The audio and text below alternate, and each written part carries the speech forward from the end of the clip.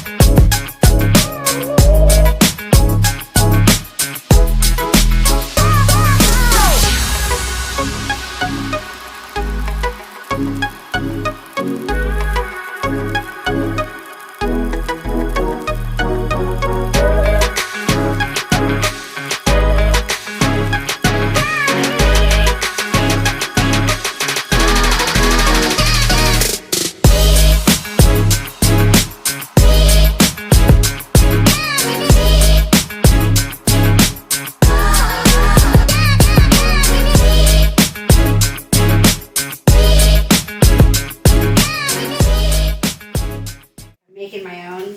I definitely, whether I'm using the machine or not, I make this narrow with two hairs right there. Because pretty much when I'm tracing around the brow, I'm kind of doing hairstrokes again, right?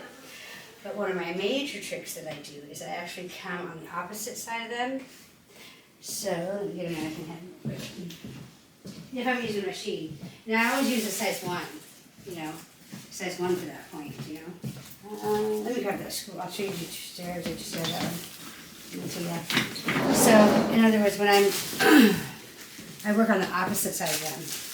So, in other words, I turn their head, but I bring my machine this way. Sometimes I'll go this way, but if I go that way, it's only pushing pigment towards the end of their brow, where I don't want as much pigment. So, a lot of times I'll come in right where that point should be, and I'll go this way.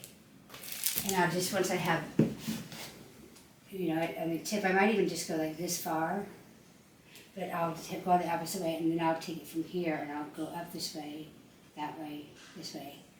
Sometimes I just need to go straight in on a point, you know, just build color. So I have a point like this.